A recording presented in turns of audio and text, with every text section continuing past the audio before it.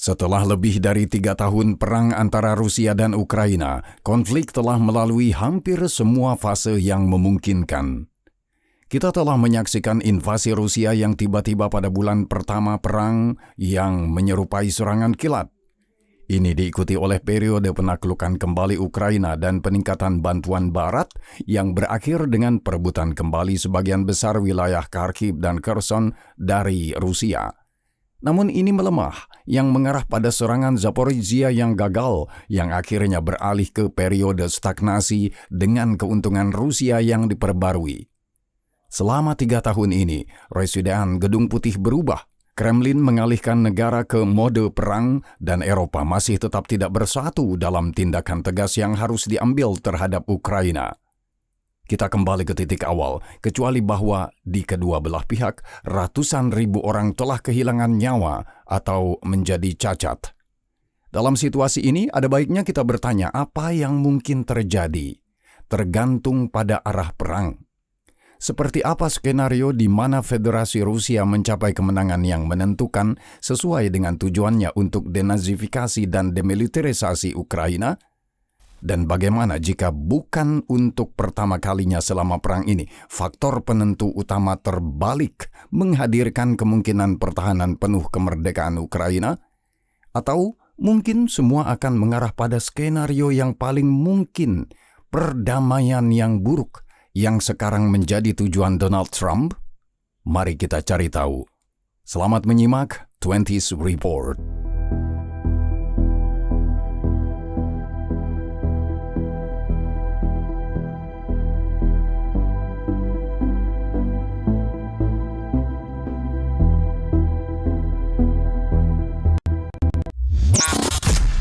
Mari kita mulai dengan skenario impian Vladimir Putin dan rombongannya.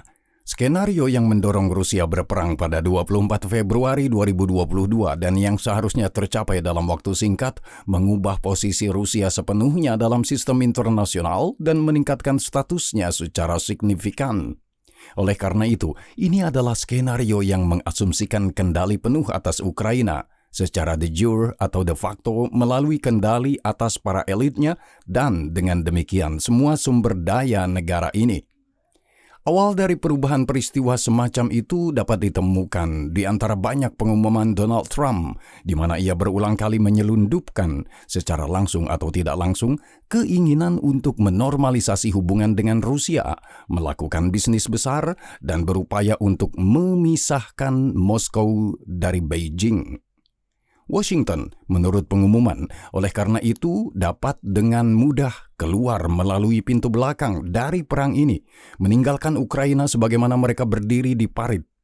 Selain itu, dalam skenario seperti itu, Amerika tidak hanya pergi tetapi juga mencabut semua sanksi yang dijatuhkan pada Rusia dan memerintahkan bisnis mereka untuk kembali ke Rusia. Tentu saja, mereka tidak melakukan ini secara cuma-cuma. Rusia menawarkan 3 hal sebagai bagian dari kesepakatan tersebut.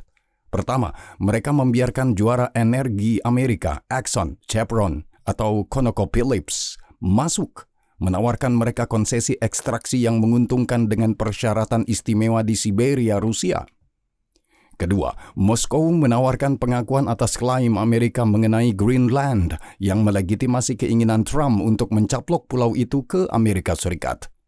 Pengakuan kendali Amerika Serikat atas Greenland juga dilakukan oleh lingkaran negara yang tunduk pada atau mendukung Kremlin, Asia Tengah, Hungaria, atau banyak negara Afrika.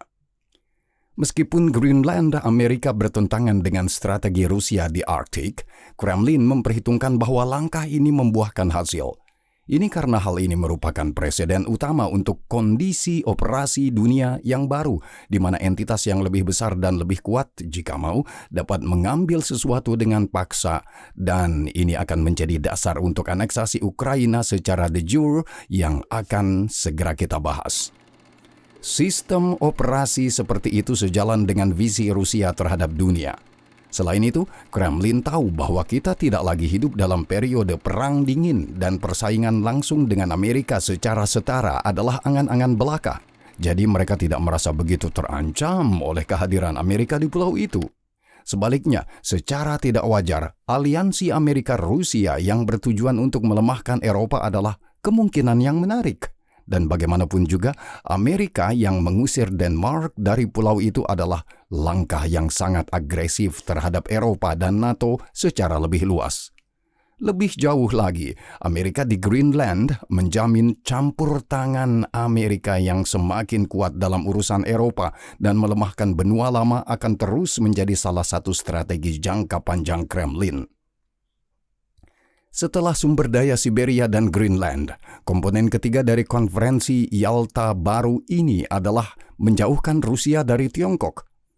Tujuan pemerintah Amerika adalah untuk memecah fakta beruang dan naga yang menyebabkan Beijing kehilangan sekutu terpentingnya.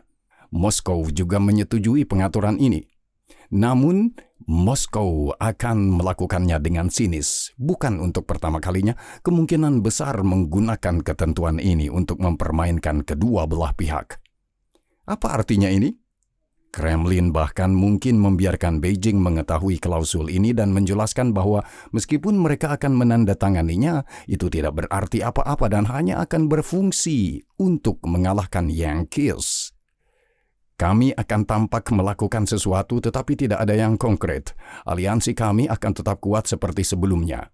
Inilah yang mungkin dikatakan diplomat Rusia seperti Ushakov atau Medinsky kepada Tiongkok. Namun, hal ini pun tidak sepenuhnya benar, karena Kremlin mungkin ingin memanfaatkan ketentuan tersebut untuk mengurangi ketergantungannya yang besar pada Tiongkok dan memperoleh otonomi yang lebih besar. Kenyataannya, tidak ada pembicaraan untuk benar-benar memutuskan aliansi Bear Dragon, tetapi Bear akan mengambil langkah-langkah tertentu untuk menyeimbangkan kesenjangan dalam kemitraan ini. Semua ini akan ditujukan untuk menipu Amerika bahwa ketentuan Yalta baru sedang dilaksanakan. Terlebih lagi, Amerika akan menerima jaminan untuk mempertahankan atau bahkan memperluas perjanjian sumber daya dengan Ukraina begitu kekuatan pro-Rusia berkuasa di sana. Jelas, perkembangan seperti itu akan berdampak sangat positif pada seluruh negara federal Rusia. Perekonomian akan terbebas dari belenggu sanksi, ekspor akan meningkat, dan moral masyarakat dan khususnya militer akan meningkat. Aroma pobieda yang akan segera terjadi, yaitu kemenangan, akan memenuhi udara, mendorong puluhan ribu sukarelawan lainnya untuk mendaftar di ketentaraan guna berpartisipasi dalam gerakan terakhir perang patriotik raya yang baru ini. Para propagandis Rusia akan menjadi liar dengan kegembiraan mengumumkan kekalahan Barat dan Ukraina. Beralih ke Ukraina. Jelas suasananya akan sangat berbeda. Pengkhianatan dan pengorbanan negara di altar politik kekuatan besar akan terlihat jelas bagi seluruh masyarakat dan militer. Tentu saja garis depan tidak akan runtuh sehari setelah kesepakatan Amerika-Rusia. Ukraina terlalu kuat dan mengakar saat ini untuk hal itu terjadi secara tiba-tiba. Namun prospek jangka panjang akan menjadi sangat suram. Dalam situasi ini, semua mata akan beralih secara eksklusif ke Eropa. Kiev akan mencoba untuk beberapa saat lagi untuk memainkan kartu pengembangan senjata nuklir, tetapi kemudian Amerika akan mengancam tidak hanya untuk menarik diri dari perang, tetapi juga benar-benar mendukung Rusia dalam menekan pemberontakan Ukraina. Eropa sangat terkejut setelah kejadian tersebut. Berlin menjadi tuan rumah pertemuan darurat di mana para kepala negara datang untuk membahas rencana aksi mereka. Eropa Timur mendukung perubahan besar Eropa untuk mendukung Ukraina secara militer, misalnya secara kolektif mentransfer 1 hingga 2% dari PDB ke Kiev.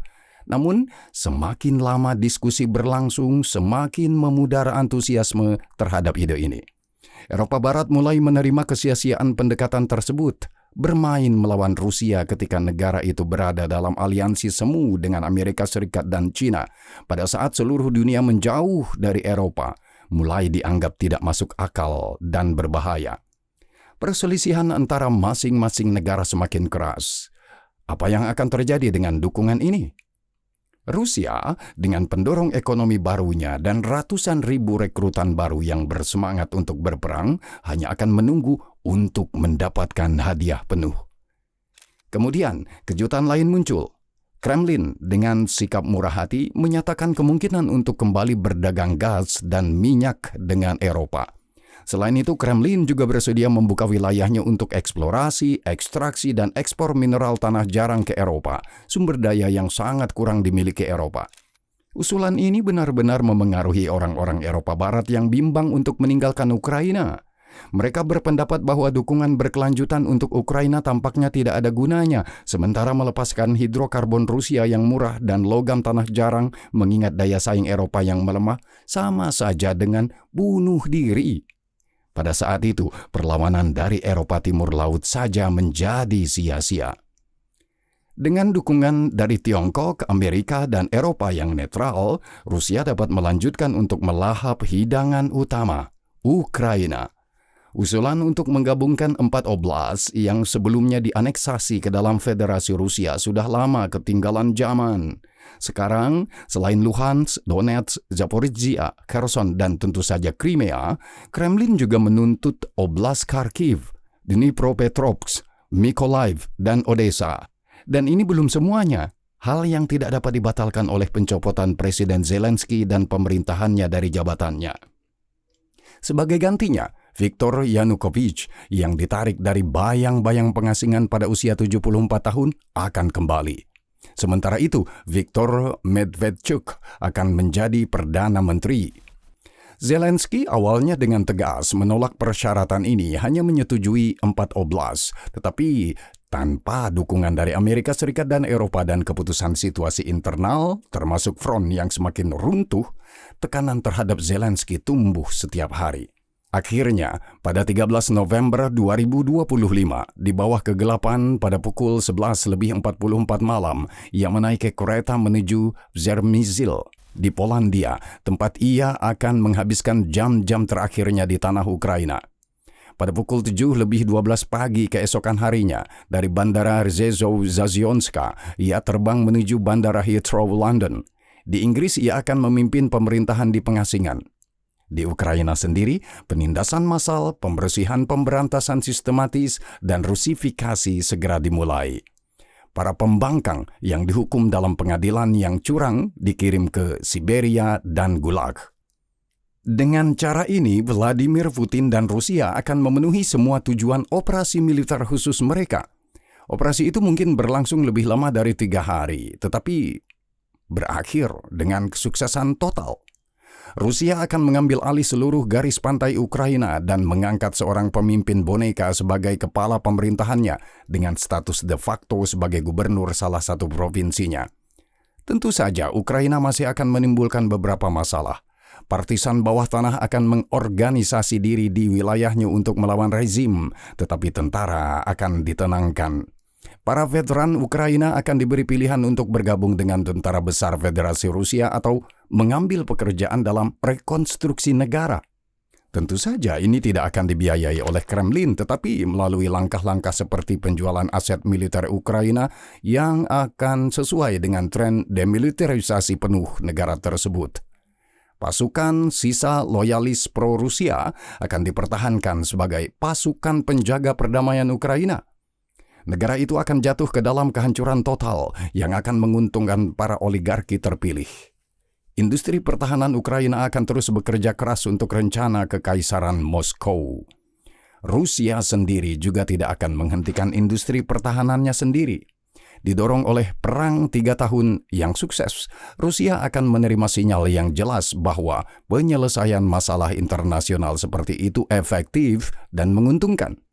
Setelah 3 tahun, meskipun terus-menerus diyakinkan akan niat damai, tentara Rusia akan kembali ke keadaan persenjataan dan kesiapannya seperti tahun 2022, diperkaya dengan pengalaman berharga yang diperoleh di Ukraina. Latihan pertama di dekat perbatasan NATO akan berlangsung hanya 3 bulan setelah berakhirnya operasi militer. Pada bulan Februari 2026, pada peringatan 4 tahun perang yang menang. Aliansi Atlantik Utara sendiri akan terus ada karena tidak seorang pun akan berani menentang visi Donald Trump, tetapi itu akan menjadi konsep yang sepenuhnya virtual. Amerika melalui contoh mereka dalam berurusan dengan Moskow meninggalkan Ukraina dan sinyal-sinyal umum memperjelas bahwa mereka tidak berniat terikat oleh pasal 5 Pakta tersebut dalam bentuk atau cara apapun. Eropa, semakin ke timur Anda pergi, akan ketakutan oleh perkembangan ini yang mengarah pada pembentukan format pertahanan baru yang disebut Liga Intermarium. Ini akan mencakup negara-negara Nordik, Norwegia, Swedia, Finlandia, dan Denmark, negara-negara Baltik, Estonia, Latvia, dan Lituania, negara-negara Eropa Tengah, Polandia, Ceko, Slovakia, pemerintahan pasca Fico, Rumania, dan Bulgaria, dan yang terpenting, Turki. Tujuan Liga Intermarium jelas untuk membangun penghalang terhadap inkarnasi baru monster Rusia ini. Semua negara yang disebutkan mengadakan kerjasama industri militer yang erat, dan terlebih lagi, semua kecuali Turki yang menolak untuk setuju menandatangani yang setara dengan pasal 5 NATO yang menyatakan bahwa serangan terhadap satu anggota merupakan serangan terhadap seluruh pakta. Uni Eropa dan Inggris Raya menjadi mitra aliansi tersebut. Di dalam Liga Intermarium, di bawah kepemimpinan Swedia, Polandia, dan Turki, pertemuan rahasia dimulai mengenai peluncuran program nuklir bersama. Pada akhirnya, situasinya jelas. Federasi Rusia mencapai kemenangan yang belum pernah terjadi sebelumnya di Ukraina, yang sepenuhnya mengubah statusnya dan mengangkatnya ke level tertinggi sejak runtuhnya Uni Soviet. Amerika mendapat segenggam permen karena membantu menggulingkan Zelensky dan Ukraina yang disajikan Donald Trump sebagai hadiah bagi masyarakat Amerika. Eropa, dalam keputusasaan seluruh situasi, memilih untuk mengakomodasi dan meminimalkan kerugian. Dengan demikian, menghancurkan tulang punggung moralnya dan merusak masa depannya sendiri. Orang Cina menyaksikan seluruh rasa malu ini dengan senyum yang tak disembunyikan, bergembira atas hancurnya persatuan dan kohesi Pan Barat, meskipun pada saat yang sama takut akan kolusi Amerika-Rusia. Era baru dalam sejarah dunia benar-benar dimulai. Dan kemudian Vladimir Putin terbangun. Bisa dikatakan dengan lancar beralih ke skenario yang sama sekali berbeda, yaitu kemenangan hipotetis Ukraina. Di sini sekali lagi kita dapat memulai cerita kita dengan Donald Trump yang merupakan aktor yang tidak dapat diprediksi sehingga Anda dapat membangun konsep apapun padanya. Jadi, dengan asumsi bahwa Presiden Amerika akan mulai bereaksi serius terhadap penolakan total terhadap upaya perdamaiannya, maka terciptanya dinamika baru yang akan sangat berbahaya bagi Kremlin tidak sepenuhnya berada dalam ranah fiksi ilmiah. Bukan rahasia lagi bahwa perubahan narasi 180 derajat tidak menjadi masalah bagi Donald Trump. Semuanya dapat dikemas dalam cerita yang tepat. Jadi ketika Trump dan pemerintahannya sekali lagi ditipu oleh Rusia, mereka memutuskan untuk menanggapi dengan tegas. Dengan latar belakang kekesalan ini, Trump membiarkan faksi anti-Rusia dari Partai Republik masuk ke lingkaran dalamnya. Pemimpin kelompok ini adalah Senator Lindsey Graham dari South Carolina, Senator Mitch McConnell dari Kentucky, dan pemimpin mayoritas Senat yang baru, Senator John Thune dari South Dakota. Sebuah ide muncul untuk pendekatan baru terhadap strategi Amerika yang mengabaikan ilusi tentang kemungkinan mengubah Rusia melawan China, tetapi yang memperlakukan aliansi beruang naga sebagai entitas yang bersatu. Ini berarti jauh lebih mudah untuk menghancurkannya dengan secara tidak langsung menyerang yang lebih lemah dari keduanya, si beruang. Washington memperhitungkan bahwa menyerang Rusia melalui Ukraina pada akhirnya akan melemahkan saingan utamanya, China. Donald Trump menjadi semakin yakin dengan ide ini setelah operasi terbaru Ukraina dengan nama sandi Jaring Laba-Laba. Presiden Amerika menyadari bahwa meskipun memiliki lebih sedikit sumber daya, Ukraina masih berdiri teguh dalam perang ini dan mampu memberikan pukulan yang menyakitkan bagi Rusia. Terlebih lagi, Trump yang tidak memiliki hambatan ala Biden tampaknya tidak peduli dengan kebutuhan untuk mempertahankan Vladimir Putin tetap berkuasa. Ia benar-benar mengandalkan perubahan rezim dengan asumsi bahwa ia kemudian dapat menegosiasikan persyaratan yang lebih baik dengan pemerintahan baru dan memainkannya melawan Tiongkok. Oleh karena itu, Putin menjadi semacam kambing hitam untuk seluruh perang.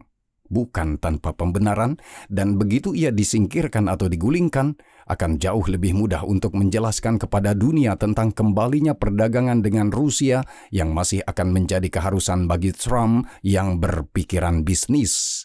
Dengan kata lain, Putin di mata Trump berubah dari teman menjadi musuh. Oleh karena itu, seluruh taktik itu tidak hanya akan berfungsi untuk mempertahankan tetapi juga memperkuat Pax Americana, periode kejayaan kekuatan Amerika yang terbesar. Graham dan Thun meyakinkan Trump bahwa membantu Ukraina tidak hanya akan melemahkan Tiongkok, tetapi juga menegaskan bahwa Amerika memiliki keputusan akhir dalam setiap masalah geopolitik utama di dunia dan bahwa sistem yang dibangun oleh Amerika akan terus ada dan berkembang. Sementara itu, Rusia menghalangi jalannya. Amerika masih memiliki banyak alat dalam gudang senjata tekanan mereka yang belum mereka gunakan atau belum mereka gunakan dengan cukup kuat. Jadi, dalam skenario ini, sangat optimis untuk Kiev saat ini, Washington meyakinkan Eropa untuk menyita sepenuhnya aset Rusia yang dibekukan senilai $300 miliar dan mentransfernya ke Ukraina. Perjanjian tersebut menetapkan bahwa Kiev segera memesan instrumen ofensif yang paling dibutuhkan dari Eropa dan Amerika Serikat dengan dana ini dalam rasio 50-50. Sebagian besar aset yang dibekukan memang ada di Eropa, tetapi Amerika mendapatkan premium untuk agensi mereka. Dengan $150 miliar, Ukraina akan memesan pesawat tempur terbesar dalam sejarah kepada Paman Sam, termasuk pengiriman 150 pesawat tempur F-16 bekas dengan pelatihan dan persenjataan, peluncur dan rudal GM-LRS dan ATACMS tambahan untuk HIMARS, 10 baterai Patriot dengan pelatihan dan rudal.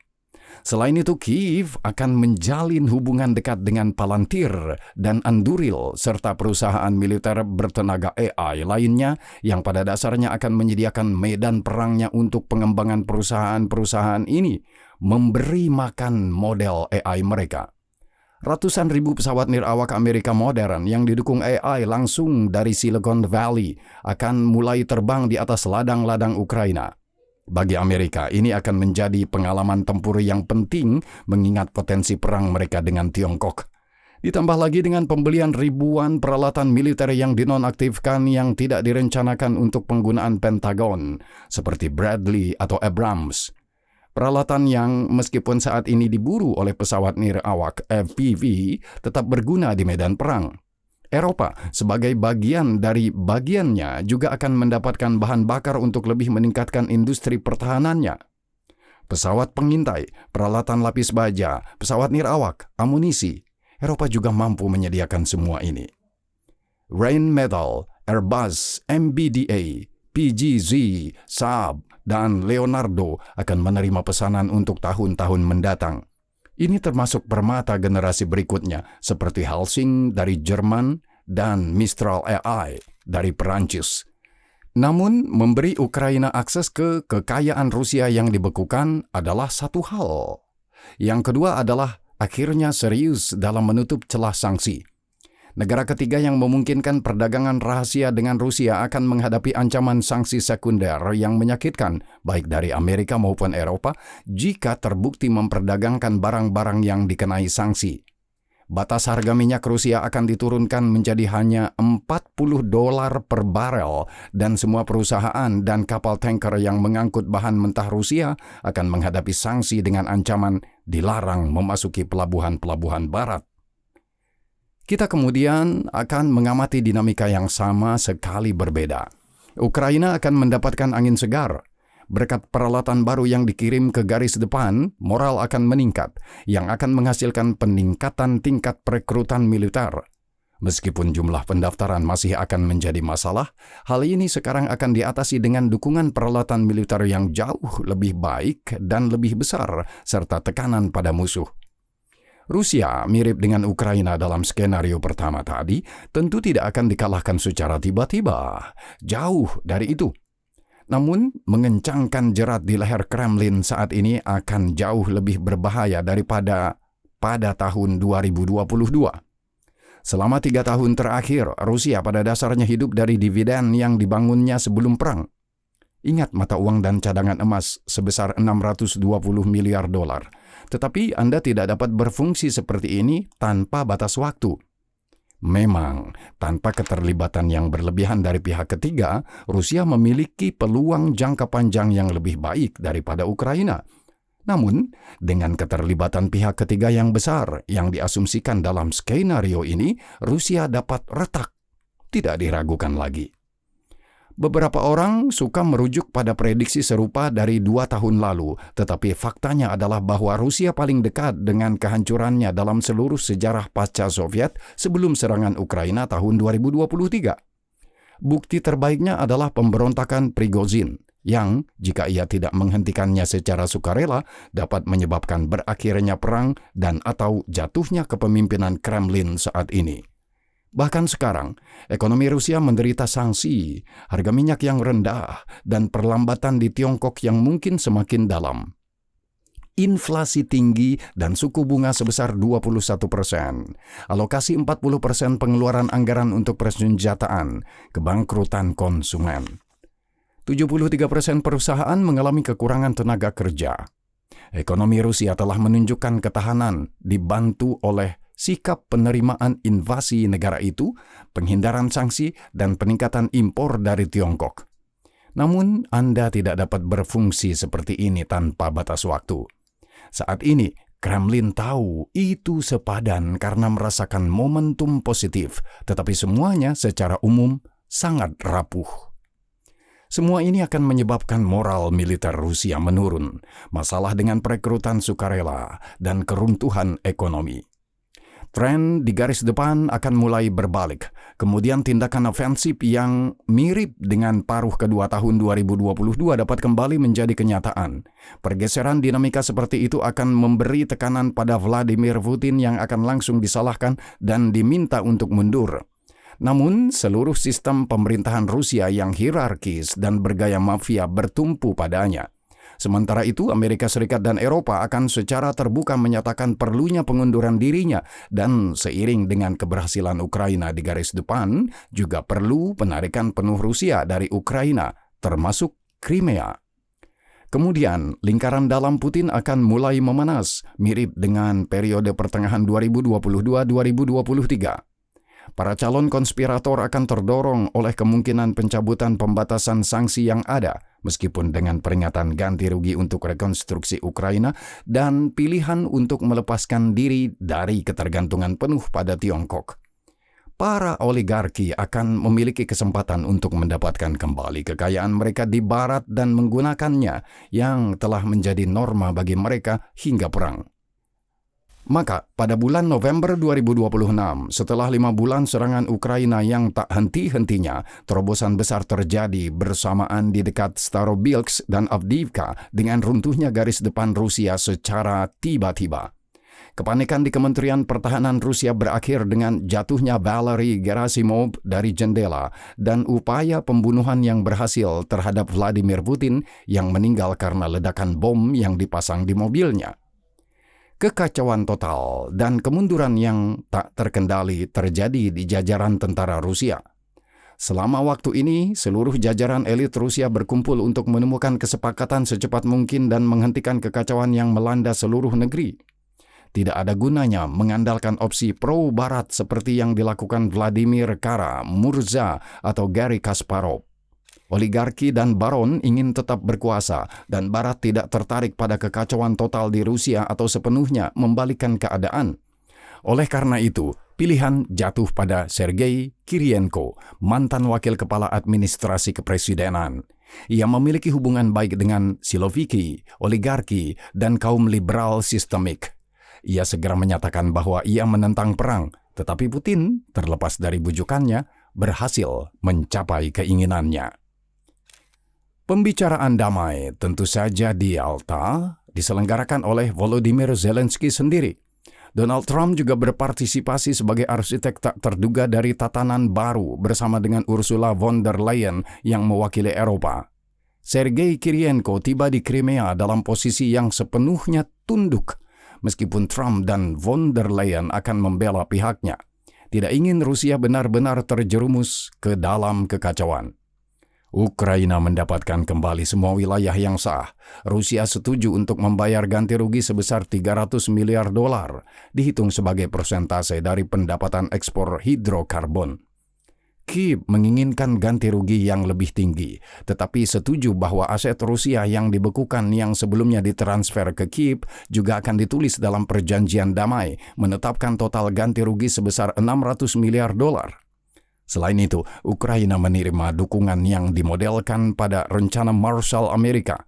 Rencana tersebut membayangkan membantu Ukraina membangun kembali dengan partisipasi perusahaan Eropa, reformasi negara yang lengkap, dan berpuncak pada dimasukkannya Ukraina dalam struktur Uni Eropa dan NATO. Ukraina menjadi Israel Eropa, negara benteng yang berteknologi maju dengan motivasi untuk melakukan reformasi. Sanksi terhadap Rusia dicabut, tetapi kekalahan perang dan status negara adikuasa yang hilang secara permanen menimbulkan bayangan gelap atas negara tersebut yang mau tidak mau memasuki jalur smuta, masa sulit lainnya. Sementara itu, Ukraina, meskipun dihantam secara brutal oleh perang selama 4 tahun, mengubah orientasinya dan memasuki jalur keanggotaan NATO dan Uni Eropa yang cepat, yang memberi Eropa stimulus pertumbuhan baru.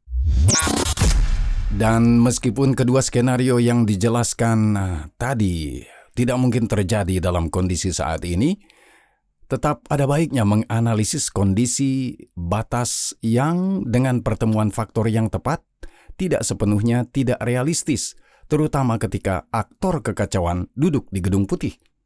Selain itu, kondisi tersebut memungkinkan kita menyadari betapa besarnya pengaruh hasil perang di Ukraina terhadap nasib kawasan tersebut dan bahkan seluruh dunia.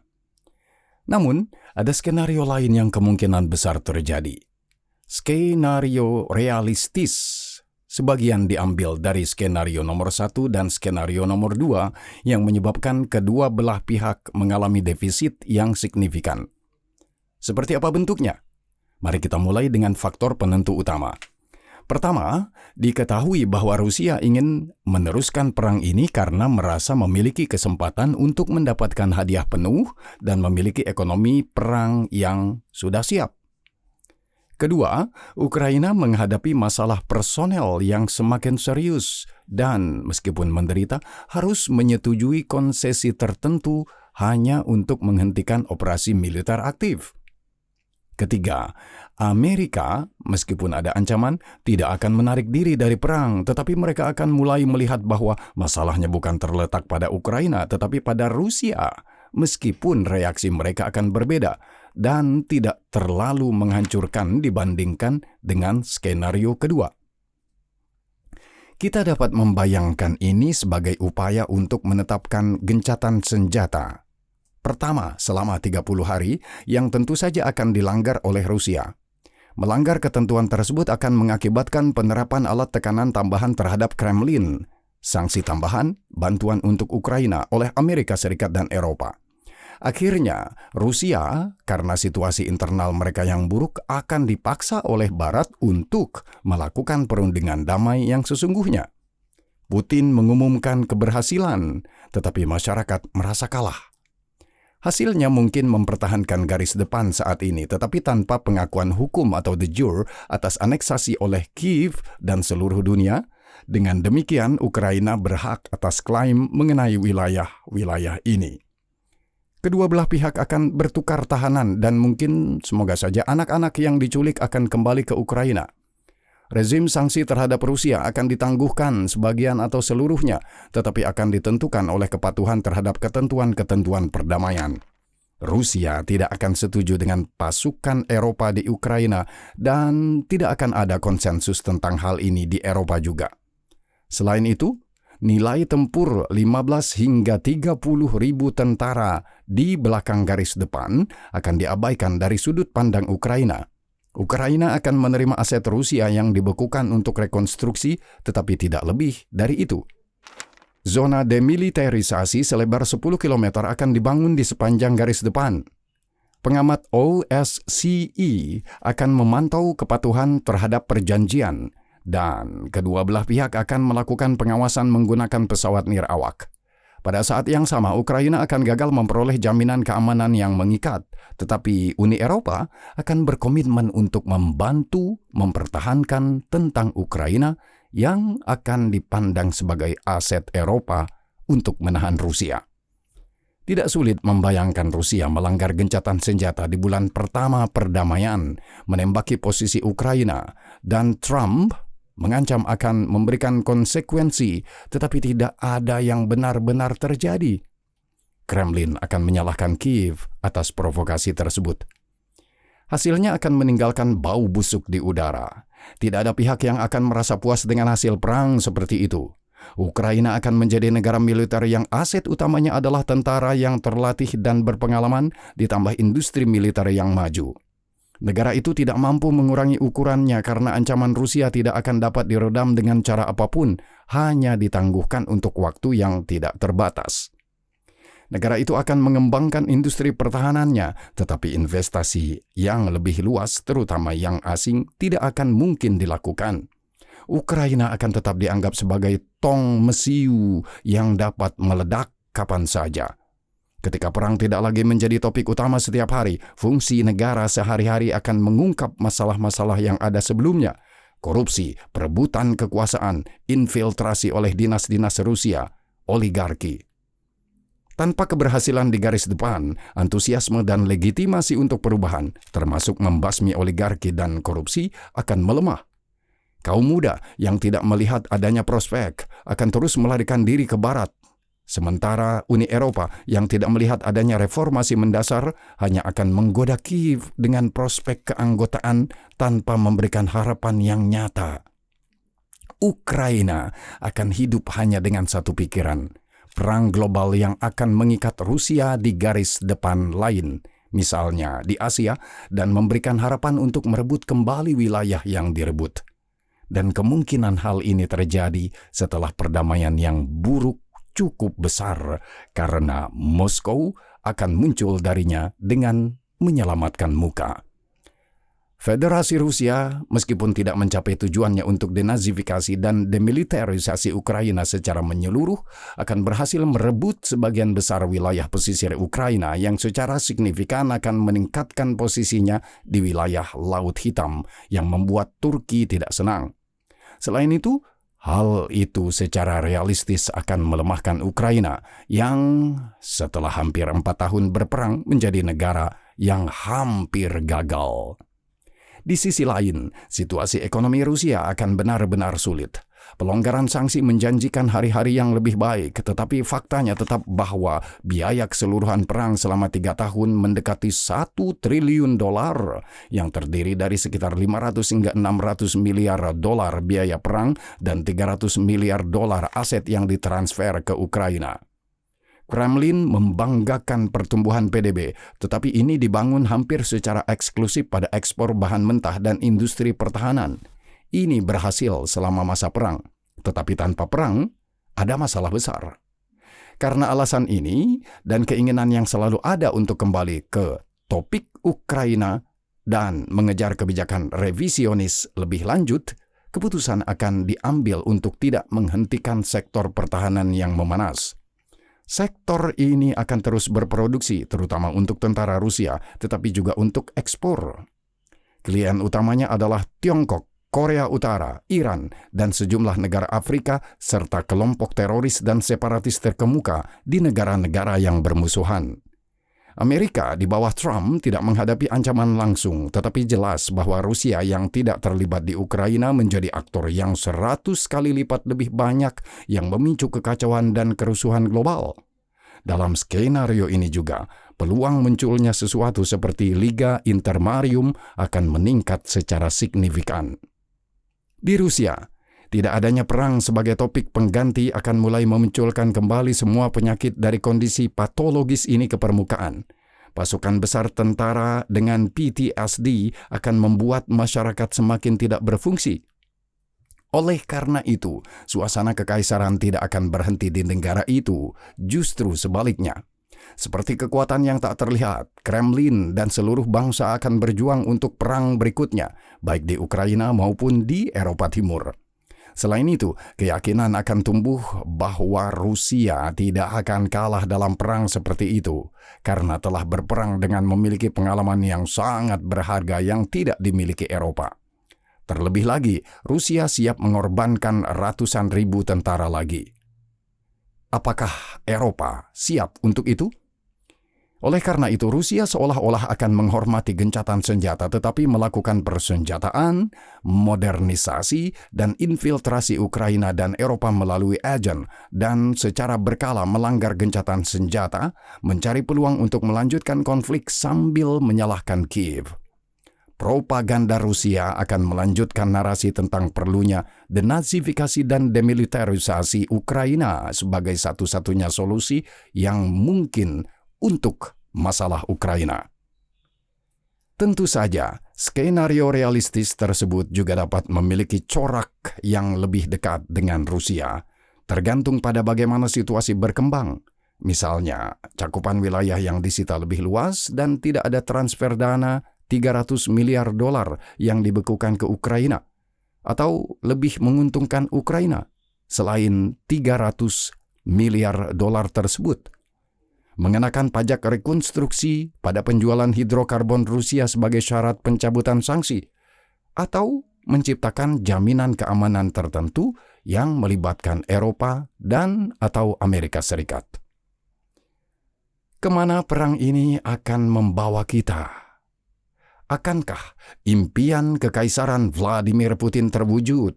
Atau akankah harapan rakyat Ukraina yang membara semakin membara melalui pendekatan baru Amerika terhadap Rusia yang dipicu setelah operasi jaring laba-laba?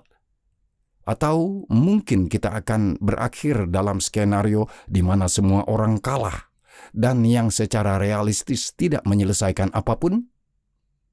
Namun, pada kenyataannya, opsi terakhir ini adalah yang paling mungkin saat ini.